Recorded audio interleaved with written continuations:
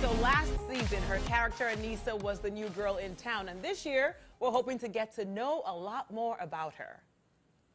Wait, so Davey, are you excited to go up against Des at the tournament this weekend? That's kind of spicy, huh? I know, right? We're gonna go at it, and then we're gonna go at it for a couple of minutes until our moms pick us up. Do they suspect anything yet? Nope. That's the best part of our moms being friends. We've been hanging out for weeks, and they don't have a goddamn clue. Ugh, there's nothing sexier than a secret liaison dangereuse. Little did they know there was another liaison dangereuse in their midst. Well, so many questions, so much to find out about the new season of the mega hit Netflix series Never Have I Ever. And thanks to our next guest, we may or may not be getting answers. You know her from projects like Valentine's Day, Atypical, and The Miseducation of Bindu, just to name a few. So give it up for the lovely, the talented, and the marvelous Megan Suri.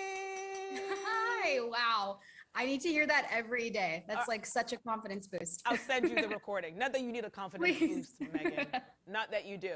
So I told you, tell your dad to come back. Did you tell him? I know you didn't.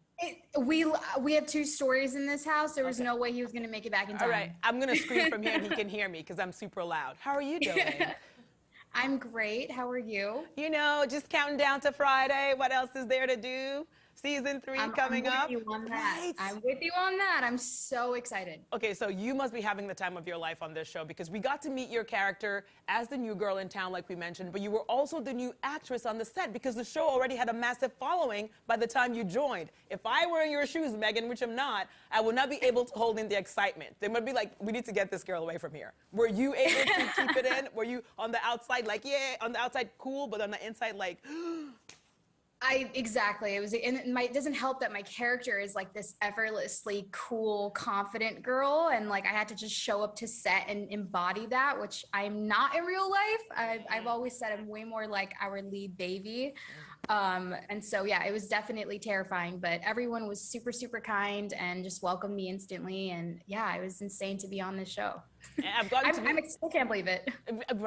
Please, I can believe it. You're talented, so that's what happened. If someone else who wasn't talented was on there, would be like, yeah, we can't believe it.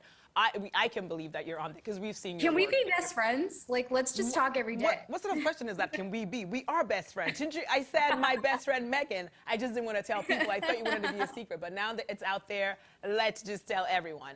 Okay, so there's so much to love about this show. Aside from the fact that my best friend Megan is on it, the writing's incredible, the characters on there, they go from the serious issues to the laughter, and the fact that Mindy Kaling and Lang Fisher are shining the light on a culture and characters that we don't get to see every day in Hollywood. That's what I love. So what do you love about this? Because it's just amazing on every level. I mean, being that we're best friends, we basically have the same thoughts. So I think you worded and encompassed that perfectly. I love the fact that it's centered around an Indian American teenager. Growing up, I never had anything like that. So it's really, really dope to be a part of a show that clearly has reached such a global reach. And we're seeing stories that usually are pushed to the side, but they're being centered.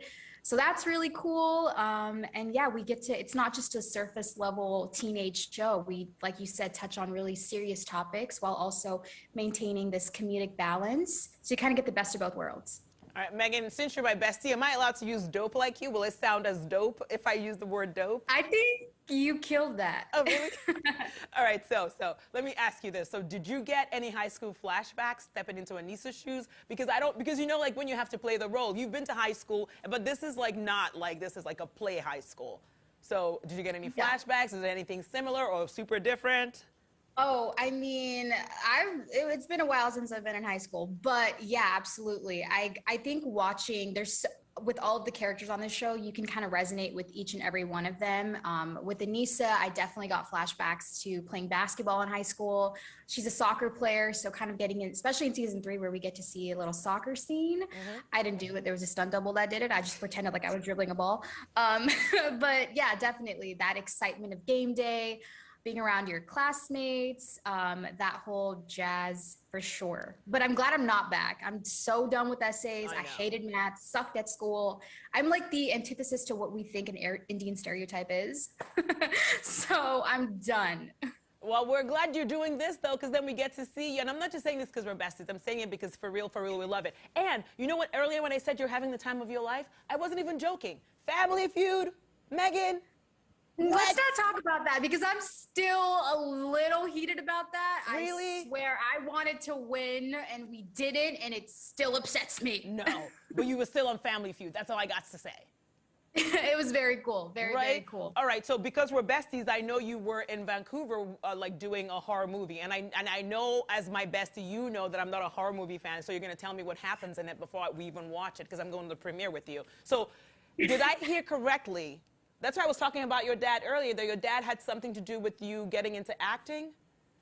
Yeah, yes. Bestie, you listen to me. I love this. This is why we're besties. We love a good listener. Girl.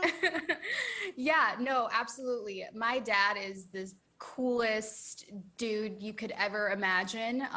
In third grade, I just love to perform and entertain people. I'm the middle child, so I've got that, you know, let me be center of attention type of thing, which is probably not good for this, but oh well. And yeah, I performed in my third grade talent show, and my dad literally, he came out, and then the next day he was like, cool, you're gonna be on Drake and Josh. And that was my favorite show at the time. And I was like, wait, hold on, pause, what? And then what he meant was that he had signed me up to audition for acting school, and the hopes that one day I would be on Drake and Josh. And so, yeah, I auditioned for acting school. I luckily got in. And then from a year from that point, I booked Valentine's Day, and it's just been an everyday thing. Listen, you don't even have to try to be the center of attention. Have you seen you? Have you seen yourself? Like you're talking, Oh my I'm God. like, this, like, it doesn't even make sense. It does not make sense. You are the bestie. You're the bestest bestie I could ever ask for. And our director Dave says, when we were talking about your dad, he said, that's a dope dad. He's trying to use dope too. It is. He is a very dope dad. Yeah, listen, you are a dope friend. You are the bestest, and so nice to see you again. You can catch her, everyone, and the rest of the Never Have I Ever gang back on Netflix. Before you know it, season 3 starts streaming this Friday, August 12th. Support my bestie. She's beautiful inside and out. So good to see you, Megan. Tell your dad I'm on my way. I will. Thank you so much. You're Bye. welcome. Bye, bestie.